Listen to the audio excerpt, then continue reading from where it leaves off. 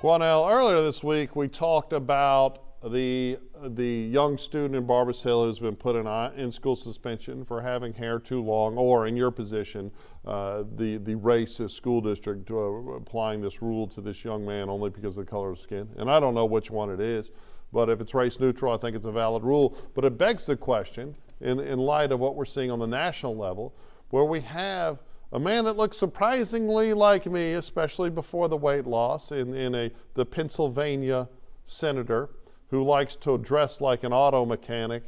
Chuck Schumer, the New York senior senator, has said, okay, hey, Fetterman, dress however you want. In fact, has revoked all the rules of dress and decorum at the United States Senate. And I just think it's an absolute abomination. I think it's absurd. I think we have much more important things to worry about. But what kind of message do we send to the world, right, with having this guy literally dressed like he just, rolled out of a gym, rolled out of a mechanic shop, rolled out of anywhere, and didn't put on any new clothes and went to the damn United States Senate? Charles, I believe it's more important for the voters to look at his voting record. I think it's more important that the voters look at what he has accomplished for them. I think it's more important for the voters to say, look, it's not about how he dresses, it's about how he performs in the best interest of his constituents, those districts that he represents in Philadelphia as a senator. And has he delivered on his promises? See, I think we're too caught up in the Senate about how a senator looks, but we're not more concerned about how a senator performs on behalf of his or her constituents. Those senators that's on the Senate right now, some of them look real nice. I mean, they're very pristine, tailored suits, but yet they accomplish nothing on behalf of the American people. I don't want to see senators looking crazy either, but I don't think that we should be all bent out of shape because if he shows up in a hoodie, because he likes to wear hoodies, but if he comes in a hoodie and some shorts and he performs very well for his constituents, I applaud him and keep moving. Let the people of Philadelphia, let the people of Pennsylvania decide what they want their senator to look like.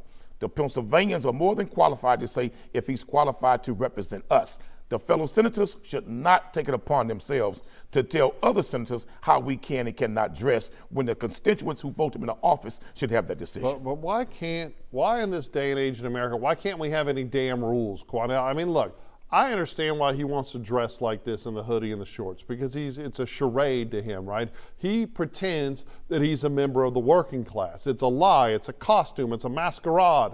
But the truth is that John Fetterman lived off his wealthy parents and way into his 40s while he play acted at politics and working for the working man. And we have this nonsense populism on the right and the left. It's not just Democrats, it's Democrats and Republicans. But at the end of the day, right? I don't care if he's been lying about his working class roots, which is an absolute lie, right? He grew up wealthy, his parents supported him way into his adulthood so he could just do whatever he wanted and dab into politics until he actually managed to win, because the Republicans ran a famous person in Dr. Oz that wasn't even from Pennsylvania, which is another example of Republican stupidity.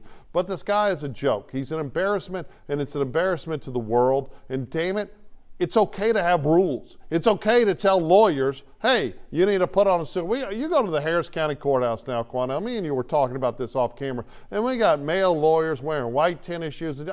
I have like 3,000 pairs of Jordans, right? Because I didn't grow up with money, and I love me some Jordans. And when I'm not at the damn courthouse, or I'm not up here, you'll see me in some shorts and some Jordans looking like a 12-year-old idiot, right, with a bald head and a gray beard. But when I go to the courthouse, that's work. When I come up here, that's work. I mean, what you think? You'd be okay with me showing up in a pair of sweatpants and a hoodie to do our shows? Now, let me be very honest with you. If you showed up looking like that at this show, it would not bother me, because at the end of the day, you never look better than me anyway for doing one of these shows. So all that would do would reinforce the good looks of this show and where they belong. But if a judge allows an attorney to come into his or her courtroom dressed like that, well, then the issue should be with the judge. For it is the judge that enforces courtroom decorum. It is a judge that enforces the courtroom wardrobe of those attorneys, both prosecutorial and defense attorneys, how they should look at us to dress. Some lawyers, they're saying that they are now wearing sneakers because it's easier on their back. It's easier on their knees. Wearing sneakers makes it more comfortable when you're doing a lot of walking and you're on your feet a lot when you're down at the courthouse. In fact, back in the day, women used to wear sneakers a lot down to the courthouse because they had high heels was an issue, walking around high heels all day, every day. Charles, some of it is out of control. Some of it looks disrespectful. Some of it cheapens the courthouse, yes. But it doesn't cheapen the But Senate? let the judges determine how those lawyers should look. Because I'm going to be honest with you. Have you seen some of the judges? Okay. They don't look no different. I mean, but they're all in black robes. But have you seen some of them? They look no different. So when and I every was on one the of them don't bench- come out in the black robe. Some of them come out looking like they're straight off the block. Let's be honest. When I was on the bench and in the summertime in non-trial dockets, I was okay with men wearing polo shirts, collared shirts, short sleeve shirts, because it's 130 degrees out there.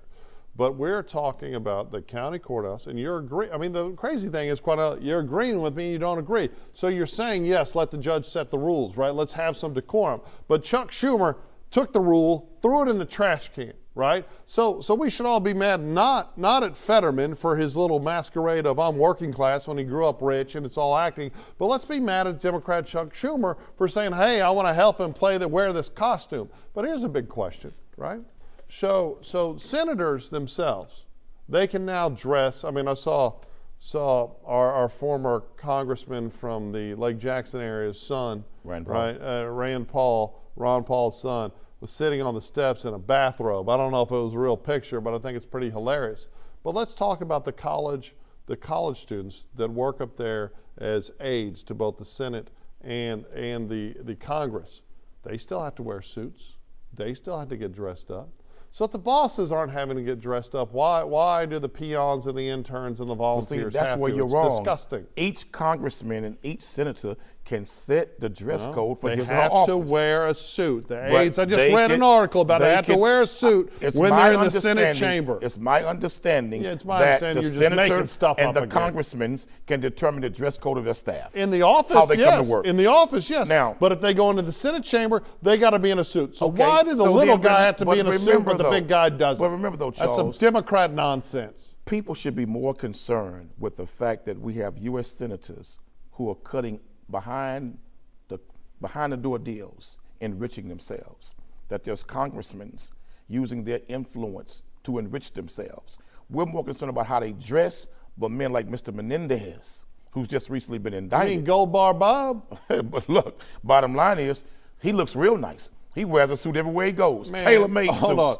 But yet on, he got hold on. gold bars, He- cash money, and free Mercedes-Benzes to be a corrupt politician. Mendez What's looks more like a concern- fat what's more hobbit. He don't important look to us? nice. He looks like a fat In hobbit. tailor-made suits. Okay. And he just a well-dressed crook. Obviously, the content of their actions as senators and Congress people is more important. Obviously, we have more important things to address in this country as our immigration is illegal entry is spiraling out of control, crime is spiraling out of control, health care isn't accessible for so many Americans, public education just absolutely sucks. Yeah, there are more important things. But you know what? Maybe if you work on the little things, the big things will straighten themselves out. And telling this tall, fat, bald guy, I can make fun of a tall, fat, white, bald guy because I'm a tall, fat, white, bald guy, to go up there looking like a pale Shrek in a hoodie and stretch pants like he just left some podunk gym. Because he's making a point. Now, what point is he making? That he's representing the working no, class. but man. he's not. He's a rich kid that grew up rich His and lived off his parents till he was were rich. 40. His And parents they were rich. supported his lazy, But fat, still,